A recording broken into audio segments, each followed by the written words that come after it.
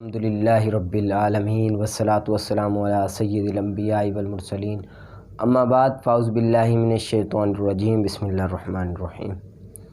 قرآن پاک کا ہے یا ایہا الذین آمنوا ما لکم اذا قیل لکم انفروا۔ یہاں سے غزوہ تبوک میں نہ شرکت کرنے کی ترغیب دلا رہے ہیں رب تعالیٰ۔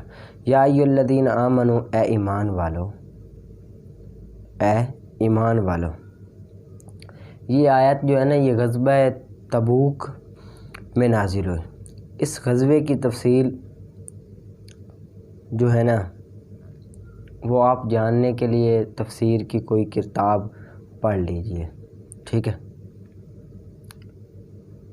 ما لکم، کیا ہوا تمہیں، اذا قیل لکم انفروا، جب کہا جائے انفروا، کوچ کرو، نکلو، فی سبیل اللہ، اللہ کی راہ میں، اثاقلتم الی الارض، تو تم بوجھل ہو کر جھک جاتے ہو زمین کی طرف، یعنی کہ بوجھل ہو کر زمین کی طرف جھک جاتے ہو۔ یعنی کہ یہاں سے مراد یہ ہے کہ شریعت مطہرہ کے بھاری فرمانوں اور سخت عبادات سے غیر اختیاری بوجھ محسوس ہونا، جیسے تبھی بندہ کراہت محسوس کرے، جیسے کہ سردی کے موسم میں ٹھنڈے پانی سے وضو کرنے میں بندے کو تھوڑی سی تکلیف ہوتی ہے، تو اب شریعت کے احکام میں بھاری احکامات سے آپ پھرنے کی کوشش کرتے ہو، بوجھل ہونے کی کوشش کرتے ہو، یعنی کہ ان کو بوجھل سمجھتے ہو، ٹھیک ہے۔ اردیتم، کیا تم راضی ہو گئے بالحیات دنیا، دنیا کی زندگی پر، یعنی کہ تم دنیا کی زندگی پر راضی ہو گئے ہو، فی الآخرتی، آخرت سے، آخرت کے بدلے میں تم دنیا کی زندگی میں راضی ہو گئے ہو، فما متاع الحیات الدنیا، تو نہیں ہے دنیا کی زندگی کا ساز و سامان، فی الآخرت، آخرت میں، مگر بہت تھوڑا، یعنی کہ دنیا کی زندگی کا جو ساز و سامان ہے نا وہ آخرت کے مقابلے میں بڑا تھوڑا ہے، تم اس میں خوش نہ ہو جاؤ، اس سے راضی نہ ہو جاؤ۔ الا تنفروا یعذبکم عذابا علیم، یہاں سے بتا رہے ہیں کہ اللہ تعالیٰ کا جو دین ہے نا یہ کسی چیز کا محتاج نہیں ہے۔ الا تنفروا، اگر تم کوچ نہیں کرو گے، اگر تم کوچ نہیں کرو گے، پھرو گے نہیں، تو یعذبکم، تو وہ سزا دے گا تمہیں، عذابا علیم، دردناک سزا، دردناک عذاب کی تمہیں سزا دے گا۔ ویستبدل، اور بدلے میں لے آئے گا، ویستبدل، اور بدلے میں لے آئے گا دوسری قوم کو، غیرکم، تمہارے علاوہ، ولا تضروہ، اور تم نقصان نہیں کر سکو گے اس کا کچھ بھی، تمہارے بدلے میں دوسری قوم آ جائے گی تو تم اس کا کوئی نقصان نہیں کر سکو گے۔ یعنی کہ اس سے معلوم ہوا کہ اللہ تعالیٰ کا دین ہمارا محتاج نہیں ہے، ہم بلکہ اللہ تعالیٰ کے دین کے محتاج ہیں، ٹھیک ہے۔ ہم اللہ تعالیٰ کے دین پر رہیں یا نہ رہیں، دین اسلام تو ہمیشہ قائم رہے گا، اور اس کی اشاعت، اس کی بڑھوتی، اس پر آگے ترغیب تو ہوتی رہے گی، کوششیں ہوتی رہیں گی۔ اگر ہم دین اسلام میں کوئی نہ کوئی کام سر انجام دے تو یہ ہمارے لیے سعادت ہے، یہ کس کے لیے؟ ہمارے لیے سعادت ہے، ٹھیک ہے نا، اس میں کوئی فرق نہیں پڑے گا۔ ہاں اگر پھر جاؤ گے تو رب تعالیٰ تمہارے علاوہ کسی اور کو لے آئے گا جو دین کو پھیلائے گا، لیکن جو تم ان کو کوئی بھی نقصان نہیں پہنچا سکو گے، ٹھیک ہے۔ اور اللہ تعالیٰ ہر چیز پر قادر ہے۔ الا تنصروہ، اگر تم مدد نہیں کرو گے اس کی، یعنی کہ نبی کی مدد نہیں کرو گے، فقد نصرہ، تو بے شک مدد فرمائی اس کی اللہ نے، تم نے مدد نہ کی تو پھر کیا ہوا؟ اللہ تعالیٰ نے ان کی مدد فرمائی۔ اذا اخرجہ، جب نکال دیا اسے، الذین کفروا، ان لوگوں نے جنہوں نے کفر کیا، ثانی اثنین، دو میں سے دوسرے تھے، یہ دو میں سے دوسرے تھے، یعنی کہ دو گروہوں میں سے جب یہ ہجرت کی تھی نا، ہجرت رسول صلی اللہ علیہ وسلم تھے، تو یہ ہجرت کا واقعہ نقشہ کھینچ رہے ہیں کہ تم نے مدد نہیں کی تو دو میں سے دوسرے نے مدد کی۔ دو ہستیوں سے مراد یہ ہے دوستیوں سے مراد نبی کریم صلی اللہ علیہ وسلم اور حضرت ابوبکر صدیق رضی اللہ تعالیٰ عنہ ہے، ٹھیک ہے، یہ دو میں سے دوسرے تھے جنہوں نے مدد کی۔ اذ ہما، جب وہ دونوں فی الغار، غار میں تھے، اذ یقول، جب وہ فرما رہے تھے، لصاحبہ، اپنے ساتھی سے، اپنے صاحب سے، اپنے ساتھی سے، یعنی کہ حضرت ابوبکر صدیق صحابی ہونا، حضرت ابوبکر صدیق کا صحابی ہونا خود اللہ تعالیٰ نے بیان فرمایا۔ یہ شرف آپ کے علاوہ اور کسی صحابی کو عطا بھی نہیں ہوا کہ رب تعالیٰ نے کہا ہو آپ کے صاحب، آپ کے ساتھی، آپ کے صحابی، لا تحزن، غم نہ کرو تم، بے شک اللہ تعالیٰ ہمارے ساتھ ہے۔ یعنی کہ جب حضرت ابوبکر صدیق رضی اللہ تعالیٰ خوف کرنے لگے نا کفار سے، تو پھر رسول صلی اللہ علیہ وسلم نے ارشاد فرمایا، لا تحزن ان اللہ معنا، کہ آپ غم نہ کھائیں، کہ تم غم نہ کھاؤ کہ بے شک اللہ تعالیٰ ہمارے ساتھ ہے، ٹھیک ہے۔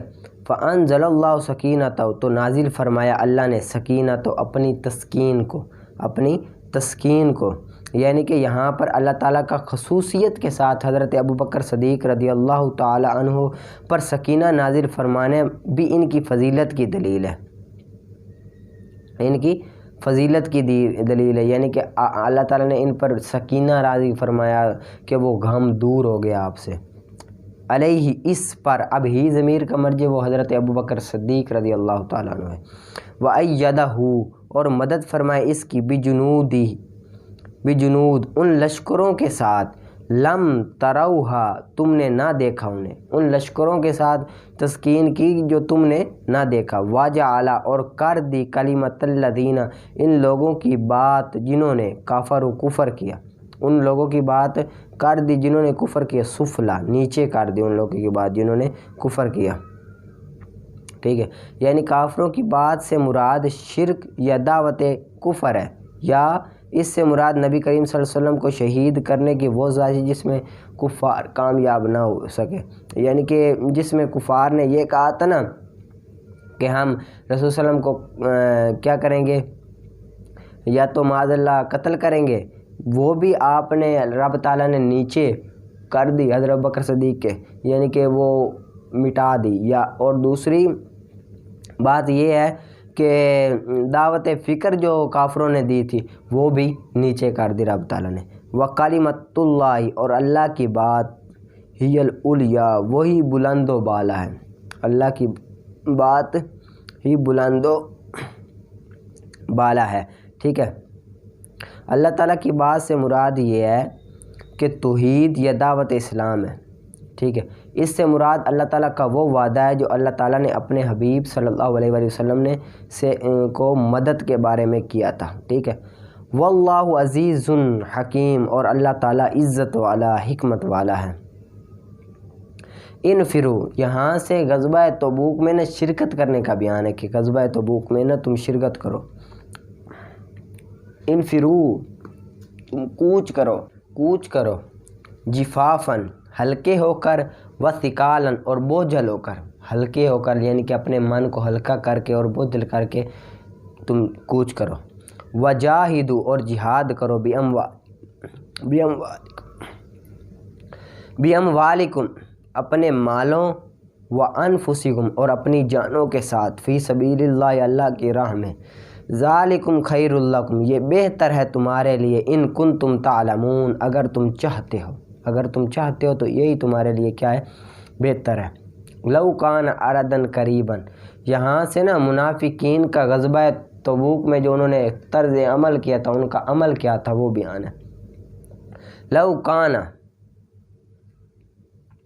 اگر وہ ہوتے، عرضاً، کوئی مال، قریباً، قریب، اگر کوئی ہوتا مال قریب، ٹھیک ہے،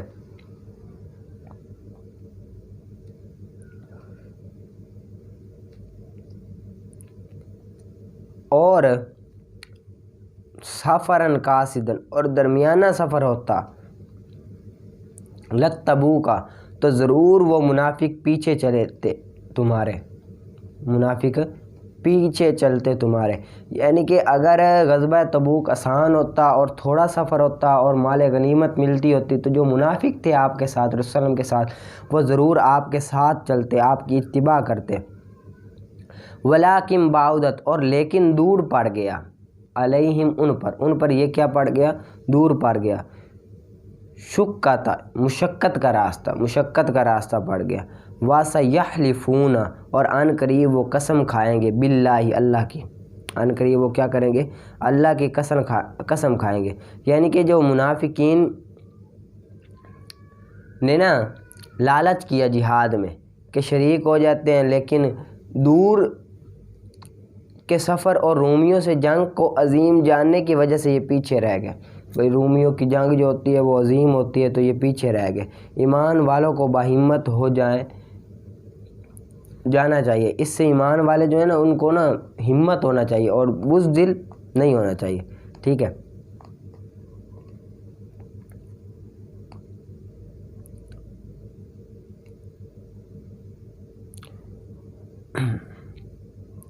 یعنی کہ وہ نا قسمیں کھانے لگے پھر کہ قسم کھائیں گے. لا وِسْتَطَعْنَا، اگر ہم طاقت رکھتے، لَخَرَجْنَا، تو ضرور نکالتے، مَعَكُمْ، تمہارے ساتھ، يُهْلِكُونَ، وہ ہلاک کر رہے ہیں، أَنفُسَهُمْ، اپنی جانوں کو، اور اللہ تعالیٰ جانتا ہے بے شک وہ البتہ لَكَاذِبُونَ، ضرور جھوٹے ہیں. وہ کیا ہیں؟ ضرور جھوٹے ہیں.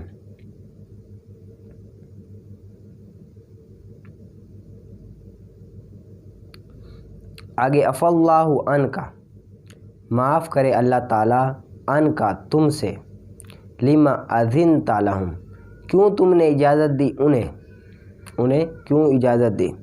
یعنی کہ پیچھے نا منافقون کو نا ہلاک نہ کرنے کا نا یہ اجازت دے دی، یعنی کہ منافقون کو اجازت دے دی. اب ادھر سے نا آگے یہ بیان کرنا چاہتے ہیں کہ آپ نے نا ان کو نا منافقین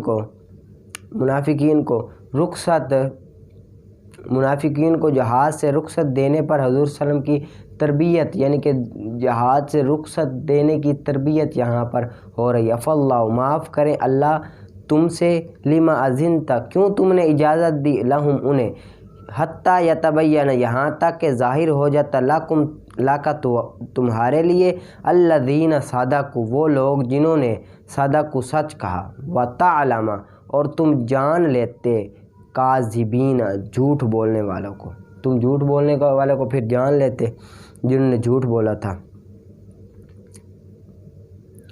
لا یستأذنک الذین یؤمنون، یہاں پر غزوہ تبوک کے مومنین اور منافقین میں جو فرق تھا وہ بیان ہے کہ رخصت نہیں مانگیں گے تم سے، جو منافق ہوں گے وہ آپ سے رخصت نہیں مانگیں گے. الذین، وہ لوگ جو ایمان رکھتے ہیں، باللہ، اللہ پر، اور آخرت کے دن پر، یجاہدون، وہ جہاد کریں گے، باموالہم، اپنے مالوں اور اپنی جانوں کے ساتھ وہ آپ سے کیا کریں گے؟ جہاد کریں گے. اور جو دوسرے ہوں گے وہ کیا کریں گے؟ آپ سے رخصت مانگیں گے. اور اللہ تعالیٰ علیم بالمتقین، خوب جاننے والا ہے پرہیزگاروں کو. ٹھیک ہے. انما یستأذنک الذین لا یؤمنون، صرف رخصت مانگتے ہیں تم سے، الذین لا یؤمنون، وہ لوگ جو ایمان نہیں رکھتے، باللہ، اللہ پر، اور آخرت کے دن پر، ورتابت، شک میں پڑے ہیں، قلوبہم، ان کے دل، فہم فی ریبہم، تو وہ شک میں، یترددون، حیران و پریشان ہیں، شک کے عالم میں ہی بڑے حیران ہیں اور بڑے پریشان ہیں. ولو اراد الخروج، اور اگر انہوں نے ارادہ کیا ہوتا خروج، نکلنے کا، لعدو، تو ضرور تیار کرتے، لہو، اس کے لیے، عدتاً، سامان، تو اس کے لیے کیا کرتے؟ سامان کو تیار کرتے.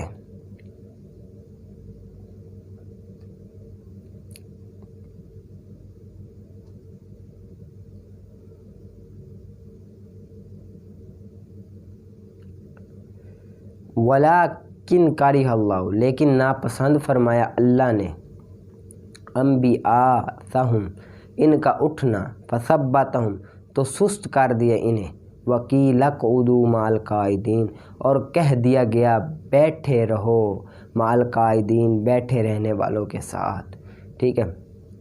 لو خرجوا فیکم، اگر وہ نکلتے فیکم تم میں شامل ہو کر، ما زادوکم، تو وہ نہیں زیادہ کرتے تمہارے لیے، الا خبالا، مگر نقصان، ولا اودعوا، اور ضرور وہ تیزی سے دوڑتے پھرتے ہیں، اور وہ اودعوا تیزی سے دوڑتے پھرتے ہیں، خلالکم تمہارے درمیان، یبغونکم الفتنۃ، وہ چاہتے ہیں تم سے فتنہ، وفیکم، اور تم میں، سماعون خوب سننے والے،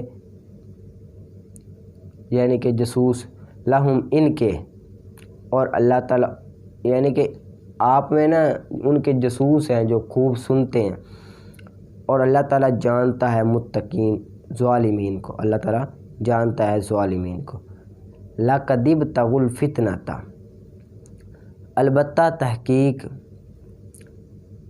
چاہا انہوں نے فتنہ، انہوں نے فتنہ چاہا، من قبل اس سے پہلے، وقلبوا اور الٹ پلٹ کر دیا، لاکال امور تمہارے لیے کاموں کو الٹ پلٹ کر دیا، حتیٰ جا یہاں تک کہ آ گیا حق اور ظاہر ہو گیا اللہ کا حکم، اور وہ ناپسند کرنے والے تھے، اور وہ اس کو کیا کرنے والے تھے؟ ناپسند کرنے والے تھے۔ وَمِنْهُمْ مَنْ يَقُولُ ذَلِّ، اور ان میں سے جو کہتا ہے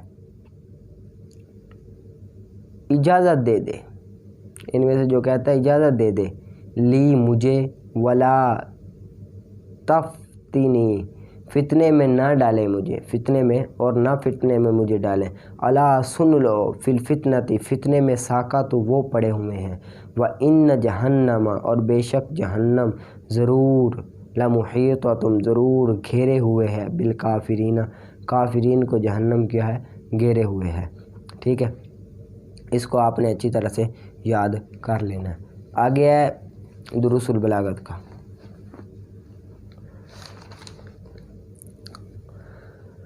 اور نص اور تصریح کرنا سلب کے عموم پر یا عموم کے سلب پر، تصریح کرنا سلب کے عموم پر یا عموم کے سلب پر، وہاں پر بھی کلام کو مقدم کرتے ہیں۔ پس پہلا ہو، یعنی کہ پہلا عموم سلب کی تعریف کر رہے ہیں، پہلا ہو،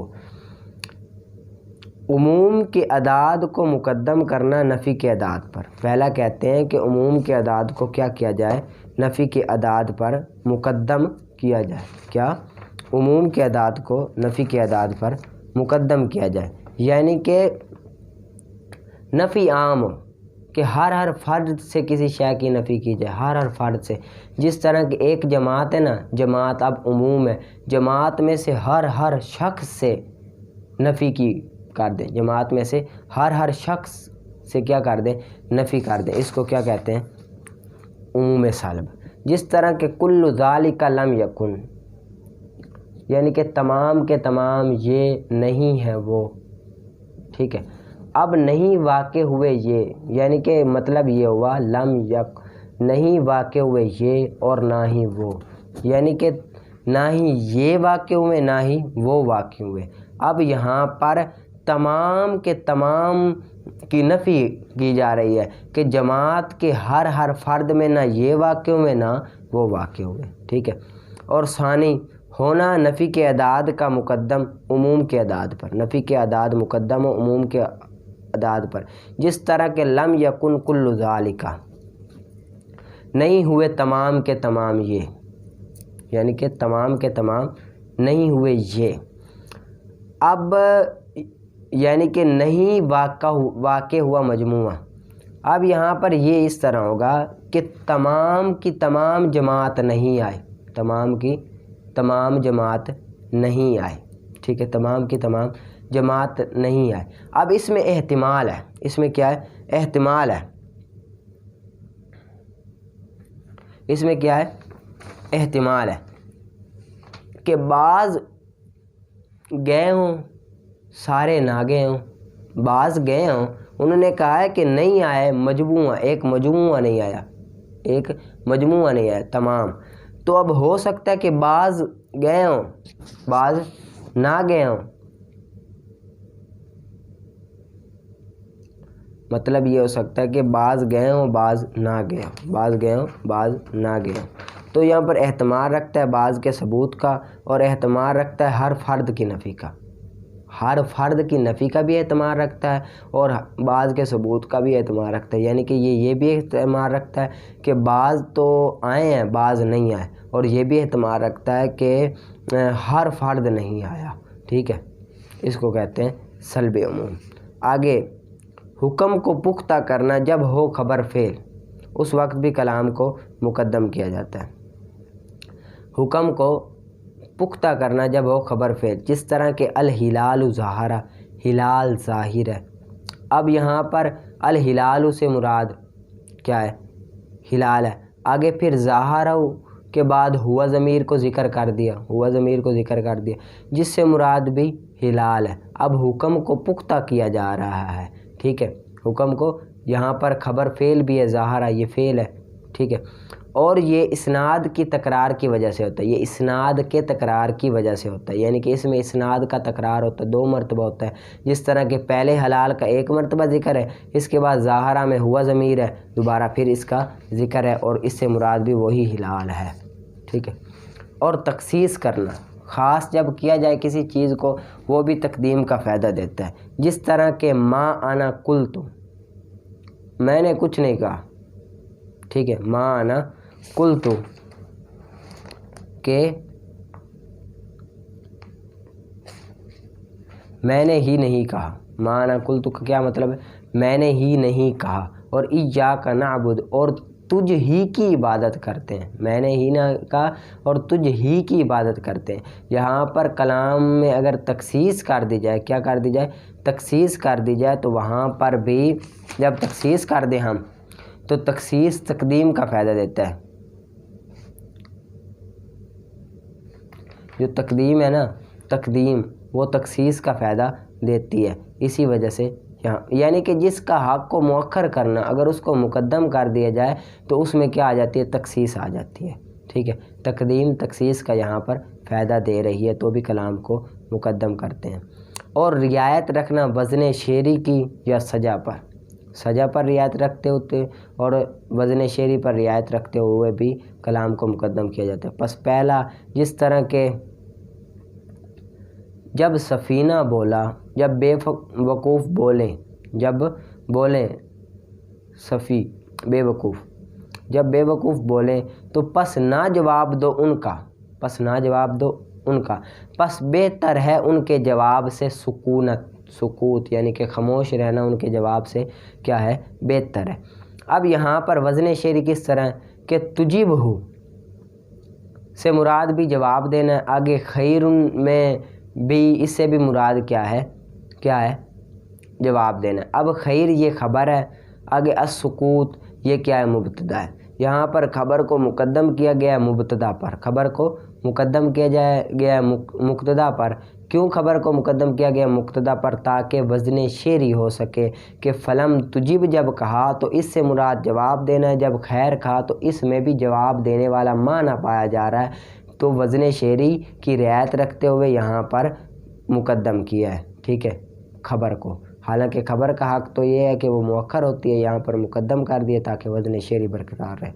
اور ثانی کی مثال جس طرح کہ خذوہ فغلوہ ثم الجحیم صلوہ ثم فی سلسلۃ ذرعها 70 ذراعا فاسلکوہ، خذوہ فغلوہ ثم الجحیم صلوہ، اگر یہ صلو کو پہلے ذکر کر دیتے، صلو کو الجحیم سے پہلے ذکر کر دیتے تو کیا ہوتا؟ ثم صلوہ الجحیم ہوتا، ثم صلوہ الجحیم ہوتا، جس طرح پیچھے ہے نا خذوہ فغلوہ، یہاں پر سجا ہے لیکن صلوہ میں پھر سجا نہ ہوتی اگر صلو کو جحیم پر مقدم کر دیتے۔ اب مقدم سجا کی رعایت رکھتے ہوئے بھی یہاں پر الجحیم کو مقدم کیا ہے، الجحیم تو بعد میں آنا تھا لیکن الجحیم کو مقدم کیا، یعنی کہ یہ مفعول ہے اور مفعول فعل کے بعد آتا ہے، صلو کے بعد آتا ہے، لیکن یہاں پر فعل سے پہلے ہوا ہے، کس کی رعایت رکھتے ہوئے؟ سجا کی رعایت رکھتے ہوئے، ٹھیک ہے۔ ولم یذکر، یہاں سے ایک سوال ہے، سائل سوال کرتا ہے آپ نے نا مکمل بحث ذکر نہیں کی، آپ نے مکمل بحث ذکر نہیں کی کہ آپ نے مقدم کے مقدم ہونے کی وجہ تو ذکر کر دی ہے، لیکن مؤخر کے مؤخر ہونے کی وجہ ذکر نہیں کی۔ آپ نے مقدم کے مقدم ہونے کی وجہ تو ذکر کر دی ہے، لیکن مؤخر کے مؤخر ہونے کی وجہ آپ نے ذکر نہیں کی، لہذا آپ نے مکمل بحث ذکر نہیں کی۔ تو جواب ولم یذکر، اور نہیں ذکر کیا ہر ایک تقدیم اور تاخیر سے جو دعویٰ کرے خاص طور پر، جو دعویٰ کرے خاص طور پر، ٹھیک ہے، یعنی کہ نہیں ہے ذکر کرنا ہر ایک کے لیے تقدیم اور تاخیر سے جو دعویٰ کرے خاص طور پر۔ ہر ایک کے لیے ضروری نہیں ہے کہ ان کو ذکر کیا جائے۔ کیوں ضروری نہیں ہے؟ کیونکہ جب مقدم ہو جائے جملے کے دو ارکان میں سے ایک تو دوسرا مؤخر ہوتا ہے، پس یہ دونوں ایک دوسرے کو لازم ہے، متلازمان، یعنی کہ اگر ایک چیز کو مقدم کر دی جائے تو دوسرا ایٹومیٹک ہی مؤخر ہو جائے گا، لہٰذا جب مقدم کو ذکر کر دیا تو مؤخر کے ذکر کرنے کی ضرورت ہی نہیں ہے، کیونکہ جب مقدم کو ذکر کر دیا تو مؤخر ہے، وہ تو آپ خود بخود ہی مؤخر ہو جائے گا۔ کیوں مؤخر ہوگا؟ کیونکہ یہ دونوں ایک دوسرے کو لازم ہے، جب مقدم آ جائے گا تو مؤخر خود بخود آ جائے گا۔ اسی وجہ سے ہم نے مقدم کو تو ذکر کیا لیکن مؤخر کو ذکر نہیں کیا، ٹھیک ہے، اس کو آپ نے اچھی طرح سے یاد کر لینا۔ آگے مرکات کا ہے، فصل کل مقوم للعالی مقوم للسافل، کہ ہر جو مقوم و عالی کے لیے وہ مقوم ہوتا ہے سافل کے لیے، یعنی کہ جو مقوم عالی کا ہو وہ سافل کا بھی مقوم ہوگا، جو مقوم عالی کا ہو وہ مقوم سافل کا ہوگا۔ مقوم حقیقت کو کہتے ہیں نا، تو جو حقیقت عالی کی ہوگی، دوسرے لفظوں میں کہیں تو جو حقیقت عالی کی ہوگی وہ حقیقت سافل میں بھی ضرور پائی جائے گی، پہلے میں اسی طرح آپ کو بتاتا ہوں۔ جس طرح کہ عالی کی حقیقت، عالی جسم نامی لے لو، جسم نامی کی حقیقت کیا ہے؟ نامی ہے، بڑھنا، حقیقت کیا ہے؟ بڑھنا۔ تو اب یہ عالی ہوا نا، جسم نامی عالی ہوا، اس کی حقیقت کیا ہے؟ بڑھنا۔ اب یہ سافل کی بھی حقیقت ہوگی، سافل کے لیے بھی مقوم ہوگا، جس طرح کہ انسان وہ بھی تو بڑھنے والا ہوتا ہے، اس کی بھی حقیقت میں نامی پایا گیا نا، بڑھنا پایا گیا نا۔ تو اس سے کیا پتہ چلا کہ جو عالی کی حقیقت ہو، جو عالی کے لیے مقوم ہو، وہ سافل کے لیے بھی مقوم ہوگا، اور جو سافل کے لیے مقوم ہو وہ عالی کے لیے مقوم نہیں ہوگا۔ جو سافل کی حقیقت ہو، سافل کا مقوم ہو، وہ عالی کا مقوم نہیں ہو سکتا۔ جس طرح کہ انسان کے لیے مقوم ہے ناطق، انسان کے لیے مقوم ہے نا ناطق، ٹھیک ہے، اب یہ عالی کے لیے مقوم نہیں ہوگا، عالی کے لیے مقوم نہیں ہوگا، بلکہ عالی کو تو وہ تقسیم کر دے گا، عالی کے لیے مقسم ہوگا۔ انسان کی حقیقت اب مقوم انسان، ناطق انسان کی حقیقت میں داخل ہے نا، لیکن حیوان کی حقیقت میں داخل تو نہیں ہے، بلکہ حیوان کو وہ تقسیم کر دے گا دو حصوں میں، ایک حیوان غیر ناطق کی طرف اور ایک حیوان ناطق کی طرف، ٹھیک ہے۔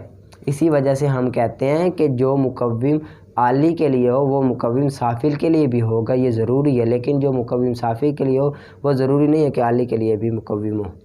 اب ترجمہ سمجھتے ہیں، ہر جو مقوم و عالی کے لیے وہ مقوم ہوگا سافل کے لیے، جس طرح کہ قابل ابعاد کہتے ہیں طول عرض کو، یعنی کہ بڑھنا، چھوٹا ہونا، عرض اس کو کہتے ہیں۔ پس بے شک یہ مقوم ہے جسم کے لیے، حقیقت ہے نا جسم دی، بڑھنا، لمبا ہونا، چوڑا ہونا، ٹھیک ہے، اور مقوم ہے جسم نامی کے لیے بھی، یہ جسم نامی کے لیے بھی مقوم ہے، جسم نامی کی بھی حقیقت ہے بڑا ہونا، چھوٹا ہونا، بڑھنا، ٹھیک ہے، اور حیوان کے لیے بھی ہے اور انسان کے لیے بھی ہے، انسان کی بھی حقیقت میں داخل ہے نا بڑھنا۔ اور جس طرح کے نامی، پس بے شک جس طرح کے وہ مقوم ہے جسم نامی کے لیے، نامی بڑھنا، یہ جسم نامی کے لیے مقوم ہے، جسم نامی کی حقیقت میں ہے نا بڑھنا، تو مقوم حیوان کے لیے بھی مقوم ہے، کیونکہ حیوان میں بھی بڑھنے والے ہوتے ہیں، گھوڑا، کھوتا شوتا بڑھ دیں نا، اور مقوم ہے انسان کے لیے بھی، انسان بھی تو بڑھتے ہیں، لمبے ہوتے ہیں، چھوٹے ہوتے ہیں، ٹھیک ہے۔ اور جس طرح کے حساس اور متحرک بلا ارادہ، پس یہ دونوں جس طرح کے ان دونوں کے لیے مقوم ہے، دونوں مقوم ہیں حیوان کے لیے، یعنی کہ حساس متحرک بالارادہ یہ دونوں مقوم ہیں حیوان کے لیے، حیوان کی حقیقت میں پائے جاتے ہیں۔ اسی طرح دونوں مقوم انسان کے لیے بھی مقوم ہیں، دونوں انسان کی حقیقت میں بھی پائے جاتے ہیں، اور نہیں ہے ہر ایک مقوم سافل کے لیے جو مقوم عالی کے لیے، یہ نہیں ہو سکتا جو سافل کے لیے مقوم ہو عالی کے لیے بھی مقوم ہو۔ بس بے شک ناطق مقوم انسان کے لیے اور نہیں ہے مقوم حیوان کے لیے، یعنی کہ انسان کی حقیقت میں تو ناطق داخل ہے لیکن حیوان کی حقیقت میں داخل نہیں ہے۔ جب حیوان ناطق کی نسبت حیوان کی طرف کریں گے تو ناطق حیوان کو دو حصوں میں تقسیم کر دے گا، ناطق اور غیر ناطق کی طرف، بلکہ اس کی حقیقت میں داخل نہیں ہوگا۔ گھوڑے کی حقیقت ہے ناطق نہیں ہے نا، اسی وجہ سے۔ آگے فصل، ہر فصل جو مقسم ہو سافل کے لیے وہ مقسم ہوگی عالی کے لیے۔ یہاں پر دعویٰ یہ ہے کہ جو مقسم ہو سافل کے لیے، جو سافل کو تقسیم کر دے وہ عالی کو بھی تقسیم کر دے گا۔ جو جس طرح ناطق ہے نا، ناطق یا ناطق انسان کے لیے مقسم ہے، ناطق انسان کے لیے مقسم ہے، اور انسان کے لیے نہیں، ناطق حیوان کے لیے مقسم ہے، ناطق حیوان کے لیے کیا ہے؟ مقسم ہے، ٹھیک ہے۔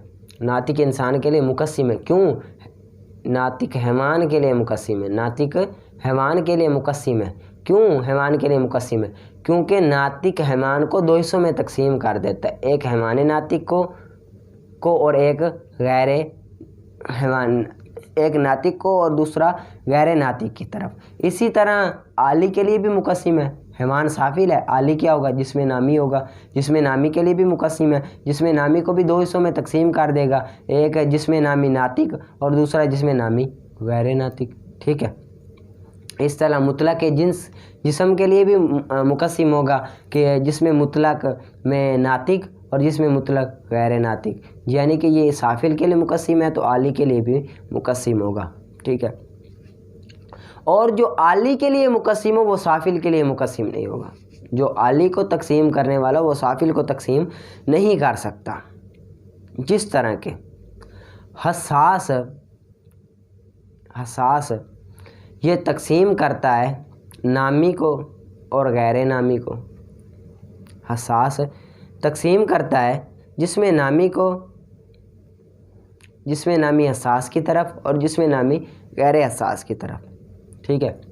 حساس کی نسبت جب نامی کی طرف کریں گے، جسم نامی کی طرف کریں گے تو حساس جسم نامی حساس ہوگا ایک، اور دوسرا جسم نامی غیر حساس ہوگا۔ اس میں تو یہ کیا کرے گا؟ تقسیم کر دیں گا، لیکن سافل کو میں تقسیم نہیں کرے گا، سافل میں تقسیم نہیں کرے گا۔ یعنی کہ جس طرح ہم حساس کی نسبت حیوان کی طرف کریں، حساس کی نسبت کس کی طرف کریں؟ حیوان کی طرف کریں، تو اب حیوان سافل ہے، اس کو وہ تقسیم نہیں کرے گا بلکہ اس کی تو وہ حقیقت میں داخل ہے۔ عالی کو تقسیم کرے گا، سافل کو تقسیم نہیں کرے گا، ٹھیک ہے۔ ترجمہ، ہر فصل جو مقسم ہو سافل کے لیے وہ مقسم ہوگی عالی کے لیے۔ پس ناطق جس طرح کے تقسیم کرتا ہے حیوان کو ناطق کی طرف اور غیر ناطق کی طرف، اس طرح تقسیم کرتا ہے جس میں مطلق کو ان دونوں کی طرف، یعنی کہ ناطق کی طرف بھی تقسیم کرتا ہے اور غیر ناطق کی طرف بھی تقسیم کرتا ہے۔ اور نہیں ہے ہر جو مقسم و عالی کے لیے مقسم و سافل کے لیے، یہ نہیں ہے۔ پس بے شک حساس مثلا تقسیم کرتا ہے جسم نامی کو جسم نامی حساس کی طرف اور جسم نامی غیر حساس کی طرف، اور نہیں تقسیم کرتا حیوان کو ان دونوں کی طرف، حیوان کو حساس کی طرف اور غیر حساس کی طرف تقسیم نہیں کرتا، کیوں کہ یہ تو اس کی حقیقت میں ہے۔ پس بے شک ہر حیوان حساس ہے اور نہیں کوئی پایا جاتا حیوان میں غیر حساس۔ ہر حیوان جو ہوتا ہے وہ حساس تو ہوتا ہے، حیوان میں غیر حساس پایا ہی نہیں جاتا۔ محسوس کرنے والے جانور بھی ہوتے ہیں، انسان بھی ہوتے ہیں، سارے پائے جاتے ہیں، ٹھیک ہے۔ اس کو آپ نے اچھی طرح سے یاد کر لینا ہے، ٹھیک ہے۔ آگے قدوری شریف نکالیں۔ وَإِذَا بَاعَ الرَّاهِنُ الرَّهْنَ بِغَيْرِ إِذْنِ الْمُرْتَهِنِ، اور جب بے کرے راہن رہن کی، جب راہن رہن کی بے کرے مرتہن کی اجازت کے بغیر، مرتہن کی اجازت کے بغیر راہن رہن کی بے کرے، تو بے मौकूफ़ होगी, बै मौकूफ़ होगी, यानी कि अभी बै मुनक्कद नहीं होगी बल्कि बै मौकूफ़ होगी। बस अगर इजाज़त दे दे मुर्तहिन तो जायज़ है, मुर्तहिन इजाज़त दे दे तो भी जायज़ है, अगर मना कर दे तो बै मना हो जाएगी। और अगर पूरा कर दे राहिन उसके कर्ज से तो भी जायज़ हो जाएगी, तो भी जायज़ हो जाएगी। ठीक है। व इन एतकर राहिन, और अगर आज़ाद कर दे राहिन रेहन के ग़ुलाम को, रेहन में जो ग़ुलाम दिया था वो राहिन आज़ाद कर दे बिगैर इज़्निल मुर्तहिन, मुर्तहिन की इजाज़त के बग़ैर, तो नाफिज़ हो जाएगी उसकी आज़ादी। उसकी आज़ादी क्या हो जाएगी, वो नाफिज़ हो जाएगी। आज़ादी उसकी पाई जाएगी, वो क्या हो जाएगी, वो नाफिज़ हो जाएगी। ठीक है। फ़इन कान राहिनु मौसिरन, और अगर हो राहिन मौसिरन मालदार, अगर हो राहिन मालदार और दैन हाली हो तो तलब किया जाएगा दैन के अदा करने के साथ। ठीक है, तलब किया जाएगा दैन को अदा करना, सवाल किया जाएगा दैन को अदा करने का, तूलिबु सवाल किया जाएगा दैन को अदा करने का। ठीक है। और अगर हो मुअज्जल यानी कि तखीर व कर्ज में तो लिया जाएगा उससे यानी कि राहिन से ग़ुलाम की कीमत, पस रखा जाएगा रेहन की हालत में ग़ुलाम की जगह, पस रखा जाएगा रेहन को ग़ुलाम की जगह यहाँ तक कि दैन की मुद्दत ख़त्म हो जाए, दैन की मुद्दत ख़त्म हो जाए। मसला ये है कि अगर राहिन ने ना रेहन में ग़ुलाम रखा, ग़ुलाम को आज़ाद कर दिया, ग़ुलाम आज़ाद हो जाएगा। क्यों? क्योंकि ग़ुलाम आज़ादी जो है ना ये बंदे की फ़ितरत में दाखिल है, फ़ितरत में, इंसान की फ़ितरत में आज़ादी दाखिल है, लिहाजा वो आज़ाद तो हो जाएगा। फिर देखेंगे कि जो राहिन है वो मालदार है कि नहीं। अगर मालदार है फिर देखेंगे कि वो जो रेहन है में कर्ज़ लिया हुआ था वो मुअय्यन है कि नहीं, उसकी मुद्दत मुअय्यन है कि नहीं। अगर मुद्दत मुअय्यन नहीं है तो उसके कर्ज़ के लेने पर सवाल किया जाएगा, भाई कर्ज़ मेरा दे, मुद्दत मुअय्यन नहीं है तो कर्ज़ लिया जाएगा। और अगर हो मुअय्यन मुद्दत हो तो तखीर करना जायज़ है कर्ज़ में, और कहा जाएगा राहिन से कि कीमत दे ग़ुलाम की, यानी कि जितने का तूने ग़ुलाम बेचा ना उसकी कीमत दे। अब रखेंगे, ग़ुलाम को आज़ाद किया है उसकी क्या दे, कीमत दे। अब जो कीमत होगी वो रेहन की जगह पर रखी जाएगी, यानी कि ग़ुलाम तो आज़ाद कर दिया, अब जो ग़ुलाम की कीमत होगी वो रेहन की जगह पर रखी जाएगी यहाँ तक कि पूरी हो जाए कर्ज़ की मुद्दत, यानी कि कर्ज़ जितने दिन बाद देना था उतनी मुद्दत तय हो जाए तो फिर वो पैसे अपने लेगा और कर्ज़ देगा। ठीक है। व इन काना मूसिरन, और अगर हो तंग दस्त, अगर जो राहिन है वो तंग दस्त हो, पहले तो मालदार हो, अगर तंग दस्त हो तो सही कराई जाएगी ग़ुलाम को उसकी कीमत पर, तो अदा करेगा ग़ुलाम उसकी कीमत में, यानी कि ग़ुलाम को कहा जाएगा, राहिन तंग दस्त, ग़ुलाम को कहा जाएगा कि तू मज़दूरी कर और मज़दूरी करके अपनी कीमत अदा कर। बस पूरा हो जाए कर देगा इसके साथ, कर्ज़ को पूरा कर देगा इसके साथ, यानी कि जो उसने मज़दूरी की है उसके साथ वो कर्ज़ को, अपने मालिक का कर्ज़ वो अदा कर जाएगा। फिर लेगा ग़ुलाम अपने मौला पर, फिर लौटेगा ग़ुलाम अपने मौला पर, यानी कि ग़ुलाम फिर जब मौला उसका सही हो गया, तंग दस्ती उसकी ख़त्म हो गई तो ग़ुलाम मौला की तरफ लौटेगा और उससे अपना पैसे वसूल करेगा। और इसी तरह अगर हलाक कर दे राहिन रेहन को, इसी तरह अगर राहिन ने रेहन को हलाक कर दिया, ज़ाया कर दिया, तो फिर भी इसी तरह अगर मालदार होगा तो अगर मुअय्यन नहीं होगी कर्ज़ देने की मुद्दत तो उससे सवाल किया जाएगा कि भाई कर्ज़ दे। अगर मुद्दत मुअय्यन होगी तो उससे उस ग़ुलाम, उस हलाक करने की कीमत वसूल की जाएगी, जो रेहन उसने हलाक किया उसकी कीमत ली जाएगी और उसको रेहन की जगह पर रखा जाएगा। और अगर तंग दस्त हो तो फिर क्या किया जाएगा, फिर मुर्तहिन, अगर तंग दस्त हो तो फिर मुर्तहिन कहेगा اس کو کہ تو نا اب مزدوری کر، اب کیا کر، مزدوری کر، اور مجھے نا جو تو نے رہن ہلاک کیا ہے اس کا رہن رکھوا، ٹھیک ہے، اس طرح کہا جائے گا۔ اور اگر اس کو ہلاک کر دے اجنبی، اگر اس کو کر دے کوئی اجنبی ہلاک کر دے تو پس مرتہن وہ لے گا اس کی ضمان، پس مرتہن خصم کہتے ہیں لینا اس کی ضمان کو، ٹھیک ہے، خصم ضمان کو بھی کہتے ہیں۔ اگر کوئی سی اجنبی نے اس رہن کو ہلاک کر دیا تو اب یہ مرتہن کے سر پر ہے، مرتہن اس کی ضمان اس اجنبی سے لے گا، ٹھیک ہے، اور لے گا قیمت کو، پس ہوگی قیمت رہن اس کے ہاتھ میں، بطور رہن ہوگی اس کے ہاتھ میں، یعنی کہ اس اجنبی سے مرتہن قیمت لے گا اور وہ قیمت بطور رہن ہوگی مرتہن کے ہاتھ میں، مرتہن کے ہاتھ میں بطور رہن ہوگی، یعنی کہ جس طرح پہلے مال کوئی اور چیز دے گی ہوئی تھی، اب وہ قیمت آ گئی تو قیمت وہ بطور رہن ہوگی، جب وہ قرض ادا کرے گا تو وہ قیمت واپس کر دے گا۔ اور رہن کو ضائع کرنا اور راہن کا ضائع کرنا رہن کو تو ضمان لی جائے گی، راہن ضائع کرے رہن کو تو ضمان لی جائے گی، راہن نے رہن کو ضائع کر دیا تو ضمان لی جائے گی، یعنی کہ راہن نے غلام دیا تھا رہن میں، غلام کو قتل کر دیتا ہے یا اس کے ہاتھ پاؤں کو کاٹ دیتا ہے، پیسوں میں کمی آئی جتنی وہ اس سے لی جائے گی۔ اور مرتہن کا نقصان کرنا اس پر ساقط ہو جائے گا قرض سے اس کی مقدار سے، یعنی کہ اگر مرتہن نے اس رہن کو کیا کر دیا، ضائع کر دیا، یہ نقصان پہنچایا، ضائع کر دیا، قتل کر دیا غلام کو یا نقصان پہنچا دیا، تو جتنی قیمت میں کمی آئے گی ہے اتنی اس کی قرض سے پیسے کاٹ لیے جائیں گے، ٹھیک ہے۔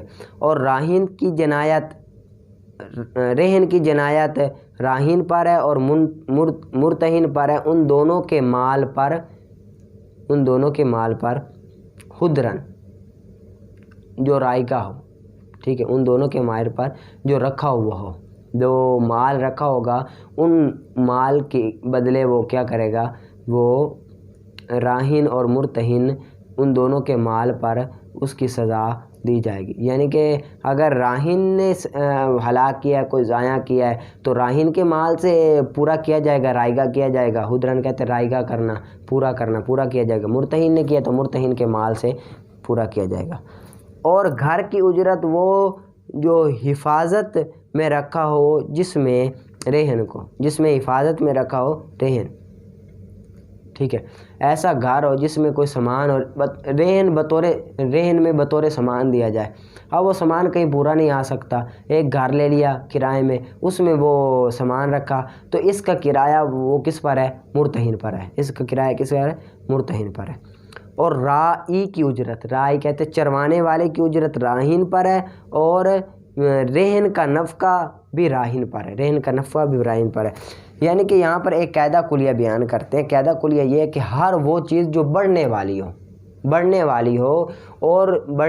ہو اور وہ کوئی چیز کھا کر خرچہ وغیرہ لے کر بڑھتی ہے تو اس کا جو خرچ ہوگا وہ راہن پر ہوگا، کیونکہ مالک راہن ہے۔ جس طرح کہ راہن رہن میں بکری دیتا ہے، اب بکریاں دیتا ہے تو بکریوں کے چروانے کے لیے کو بھی اجرت دی جائے گی، تو جو اجرت ہوگی وہ راہن ہی دے گا، مرتہن نہیں دے گا، کیونکہ جو زیادتی ہوگی، بکری اب ایک ہوئی ہے وہ بچہ دے گی بکری، تو بچہ وہ راہن کا ہی ہوگا نا، مرتہن کا نہیں ہوگا، کیونکہ مالک تو راہن ہے، وہ تو بطور گروی رکھا ہوا ہے نا، بطور رہن رکھا ہوا ہے، نہ کہ اس کو مالک بنایا گیا ہے۔ جب قرض دے گا تو وہ اپنا رہن لے لے گا، اسی وجہ سے اس کا خرچہ راہن پر ہے۔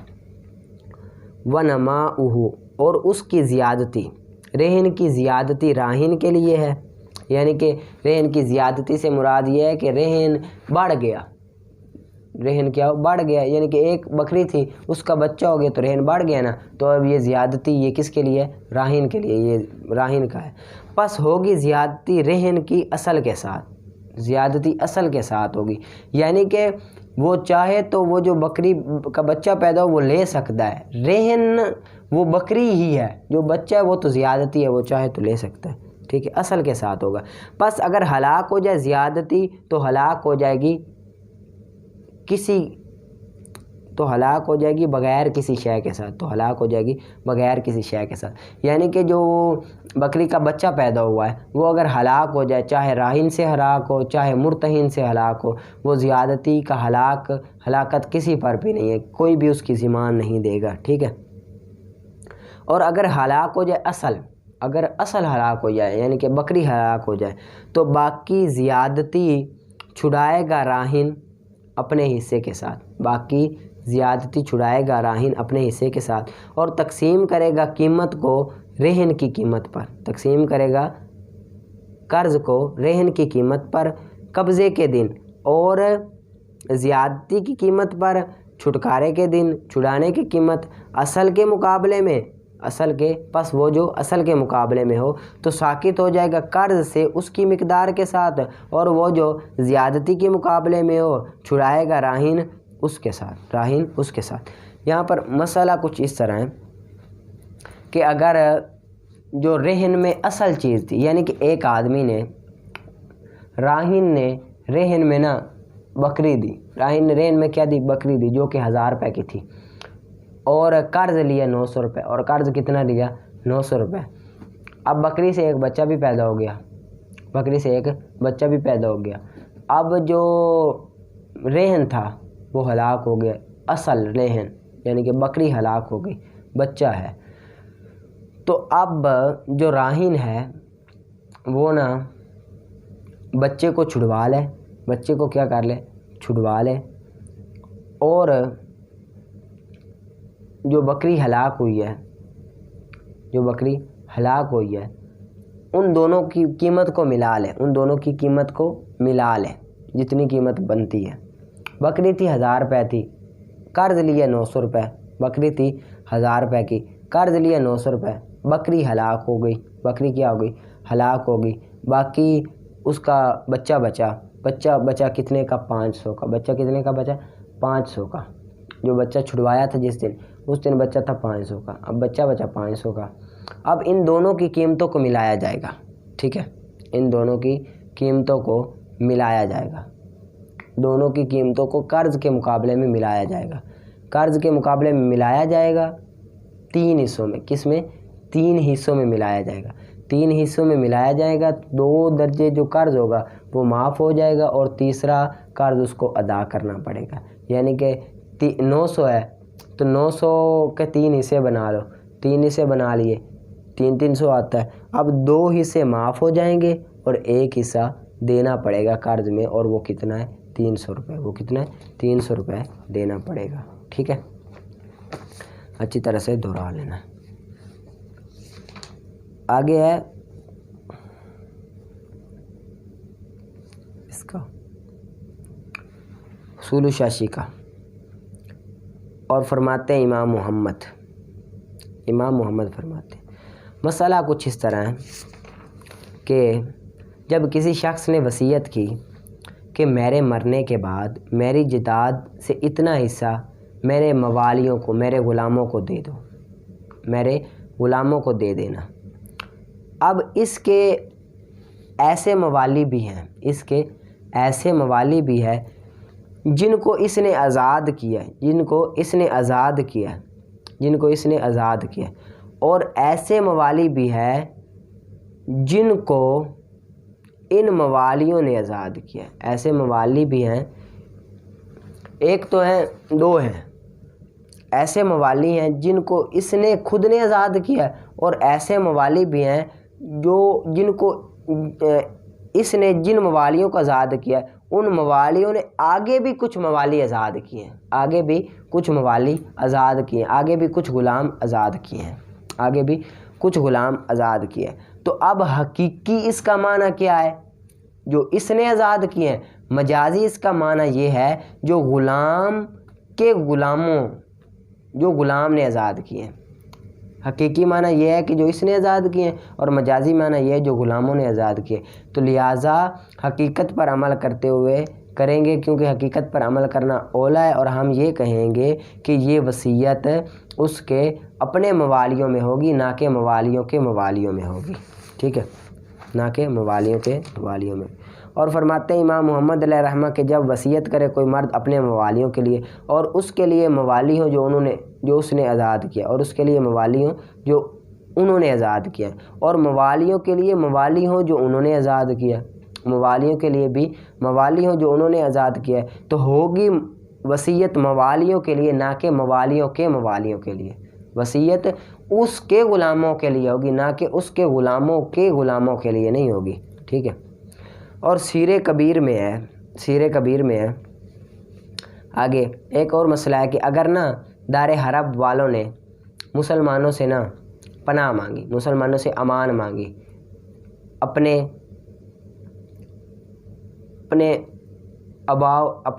باپوں کے بارے میں، اپنے باپ کے بارے میں، تو باپ کا اصل معنی تو ہے ان کے خود کے باپ، اور مجازی معنی ہے باپ کے باپ، تو حقیقت پر عمل کرنا اولا ہے۔ حقیقت پر عمل کرتے ہوئے ہم یہ کہیں گے کہ یہ امام ان کے خود کے باپوں پر تو ہوگی لیکن باپ کے باپوں پر نہیں ہوگی، یعنی کہ دادوں پر نہیں ہوگی، ٹھیک ہے۔ اور اسی طرح اگر کسی نے ماؤں کے بارے میں امان مانگا تو حقیقت میں ماؤں سے مراد اس کی اپنی ماں ہے، اور مجازی معنی ماں کی ماں ہے۔ اب حقیقت پر عمل کرنا زیادہ اولا ہے۔ حقیقت پر عمل کرتے ہوئے یہ کہیں گے کہ ان کی ماؤں کی تو امان ہے لیکن ان کے ماؤں کی امان نہیں ہے۔ ترجمہ اور سیر کبیر میں ہے اگر امان طلب کی دال حرب والوں نے اپنے باپ کے بارے میں تو نہیں داخل ہوگی دادوں کی نہیں ہوگی امان میں، اور اگر امان طلب کی اپنی ماؤں کی تو نہیں ثابت ہوگی امان دادیوں کے حق میں، نانیوں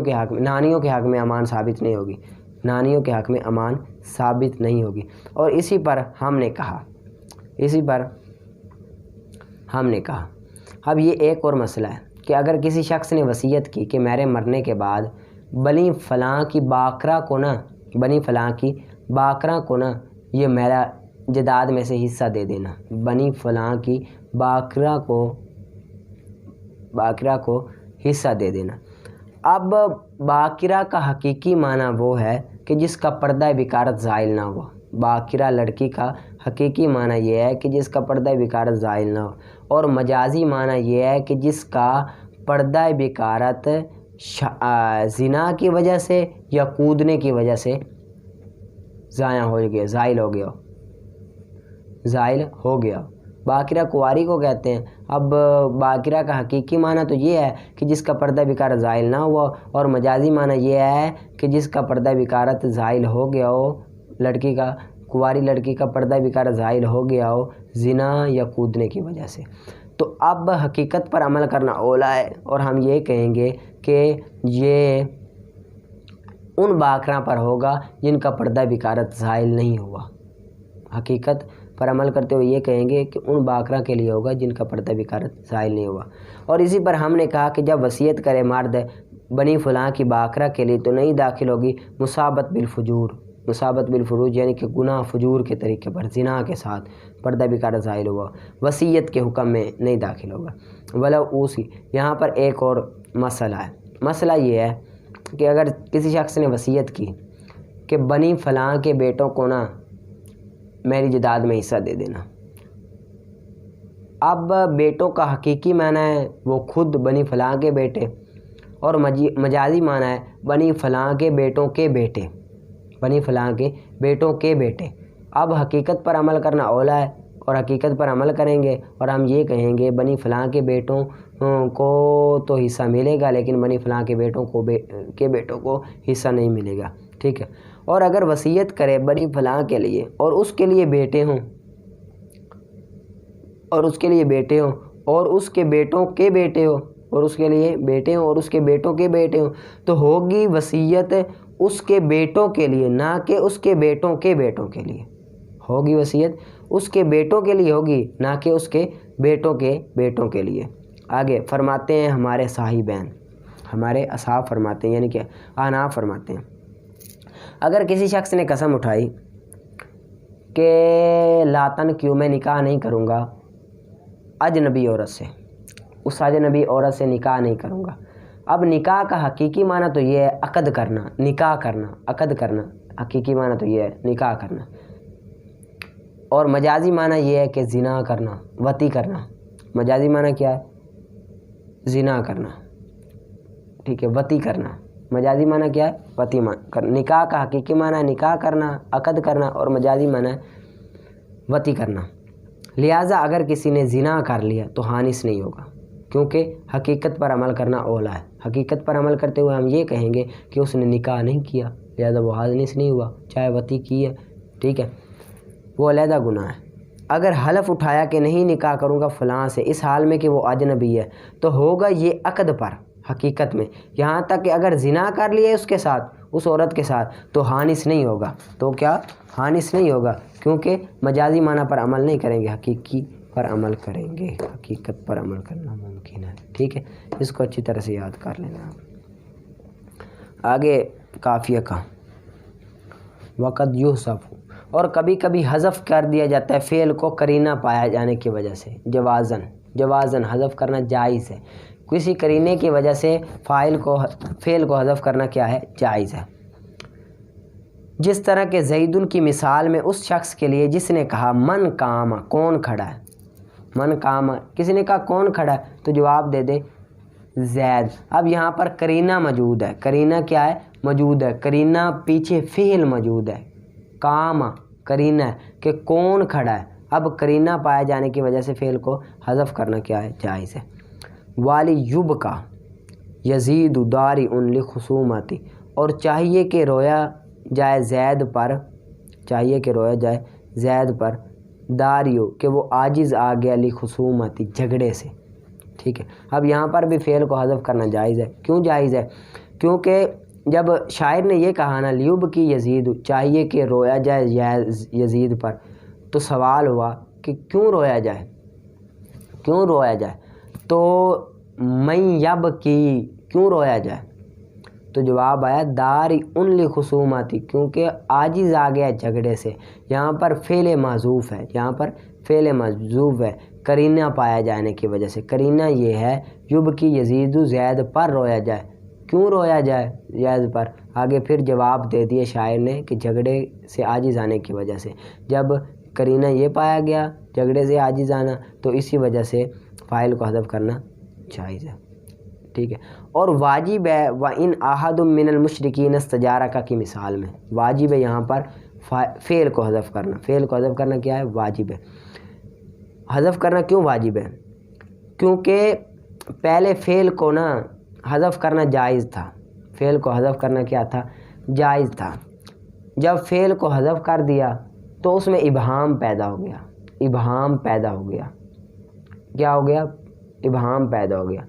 پھر اس ابہام کو دور کرنے کے لیے آگے تفسیر کو ذکر کیا، تفسیر میں ایک فعل کو ذکر کیا جو کہ اسی کی طرح کا تھا، جو اسی کی طرح کا تھا، اس فعل کو ذکر کیا، تو وہاں پر فعل کو حذف کرنا کیا ہے؟ واجب ہے۔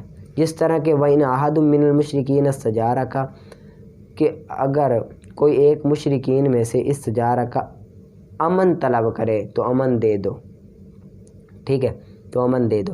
اب یہاں پر تھا استجارہ کا وَإِنِ اسْتَجَارَ، اصل میں عبارت تھی وَإِنِ اسْتَجَارَكَ أَحَدٌ مِّنَ الْمُشْرِكِينَ، اور اگر امان طلب کرے کوئی ایک مشرکین میں سے، ٹھیک ہے۔ یہاں پر یہ کیا ہے؟ فعل حذف ہے، فعل کیا ہے؟ حذف ہے۔ یہاں پر جب اس کو حذف کیا، فعل کو حذف کیا، استجارہ کو حذف کیا، اور یہ کہا وَإِنْ أَحَدٌ مِّنَ الْمُشْرِكِينَ، اور اگر کوئی ایک مشرکین میں سے، کیا کوئی ایک مشرکین میں سے، تو یہاں پر ابہام پیدا ہو گیا۔ ابہام کو دور کرنے کے لیے آگے تفسیر لے آئے، استجارہ کا، استجارہ کا تفسیر لے آئے، استجارہ کا یہ تفسیر لے آئے۔ اس تفسیر لانے کی وجہ سے پہلے فعل کو حذف کر دیا، کیوں کہ اگر اب پہلے فعل کو ظاہر کر دیتے تو مفسر اور تفسیر ایک جگہ میں جمع ہو جاتے، جو کہ ناجائز ہے۔ مفسر اور تفسیر دونوں ایک جگہ میں جمع ہو جاتے، جو کہ جائز ہے، ٹھیک ہے۔ اور دوسرا اس کا جواب یہ ہے کہ یہاں پر جو ان ہے نا، ان شرطیہ ہے، ان شرطیہ ہے، ان شرطیہ فعل پر داخل ہوتا ہے، اسم پر داخل نہیں ہوتا، فعل پر داخل ہوتا ہے، اسم پر داخل نہیں ہوتا۔ یہاں پر احد یہ اسم ہے، اسم پر داخل ہے، یہی اس بات کی دلیل ہے کہ یہاں پر کیا ہے؟ فعل حذف ہے، ٹھیک ہے، اور کبھی حذف کیا جاتا ہے دونوں کو ایک ساتھ نعمہ کی مثال میں اس شخص کے لیے جس نے کہا اقام زید، یعنی کہ کبھی کبھی فعل اور فاعل دونوں کو حذف کر دیا جاتا ہے۔ یہ تب حذف کیا جاتا ہے